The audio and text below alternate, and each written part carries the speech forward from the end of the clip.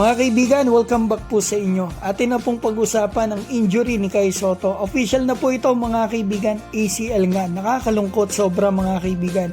Nagdadalamhati ang mga Pinoy at Japanese fans at yung mga kilalang personalities nagpahatid na rin ng mensahe kay Kai. Pag-uusapan din po natin kung kailan siya posibleng makabalik agad at kung kailan yung pinakamatagal na posible niyang balik. At madidinig din natin dito si Coach Tim Cone. Eto nga mga kaibigan, dapat daw po ay naglalaro na si Kai Sotto sa NBA. So eto na mga kaibigan, ang nakakalungkot na announcement, official announcement ng team ni Kai Sotto. Makikita natin dito, Kai Sotto, ang injury na natamo ay major injury, ACL mga kaibigan. Kahapon ko pa po ito nalaman pero I'm sure naunawaan po ninyo ako kung bakit hindi ko sinabi.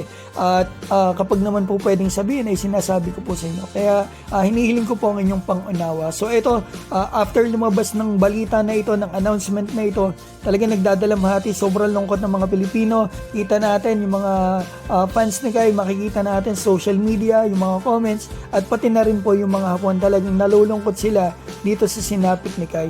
At nakasulat dito mga kaibigan sa details, complete rule 6 months. Pero mga kaibigan, gusto kong malaman nyo, hindi po ako eksperto, pero base sa mga nabasa ko, sa research ko, depende po kasi yan sa tao. Wala talagang specific month kung kailan makakabalik. Pwedeng 6 month, 7th month, or 8th month, or pwedeng abutin ng taon. Pinakamaaga makakabalik ang pambato natin yan, mga ganyan, mga 6 months. At yun po ang pag-pray natin. Sana mas maaga pa.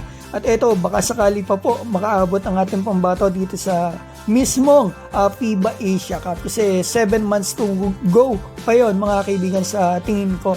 So eto mga kaibigan na nag-post po si Kai ng kanyang mensahe about dito nga sa nangyari sa kanya at dito sa kanyang official Instagram account. Talagang nakakalungkot at eto po yung mga nagpahatid ng mensahe sa kanya. Ito mga kaibigan, nakikita na po natin yung mga nag-comment dito sa post ni Kai Sotto about nga sa nangyari sa kanya, sa ACL injury niya. Andito si SJ Belangel, makikita natin talaga nalulungkot siya. At Dwayne's World, yan po yung dating teammate ni Kai sa Hiroshima, si Dwayne Evans, AJ Edu, andito rin. Ray Parks, mga Gilas Pilipinas, andito. Jordan Heading, Malonzo, Junmar Fajardo, Dal Panopio. Yan, nakikita natin mga kilalang personality mga kaibigan. So eto, punta po tayo dito. After po ma-injured ni Kai Sotto, nagkaroon po pala ng interview si Coach Tim Cone sa Abante Radio. Maraming salamat po. Kahapon po ito'y nilabas. Ito mga kaibigan, minasabi pala si Coach Tim sa dulo about sa NBA kay Kai Sotto. Obviously the key guy in our team. I mean, he's the one that makes us go. Okay. Thank you. He should be playing the NBA here. He should be playing the NBA here. Yan po ang sinabi ni Coach Tim kahapon at eto naman po ang sinabi ni Coach Tim ngayon after po lumabas ng balita kay Kai Sotto dito nga sa ACL na natamo niya. Salamat po rito sa spin.ph yan mga kaibigan. Nakikita naman po natin talagang heartbroken si Coach Tim Cone sa nangyari sa pambato natin.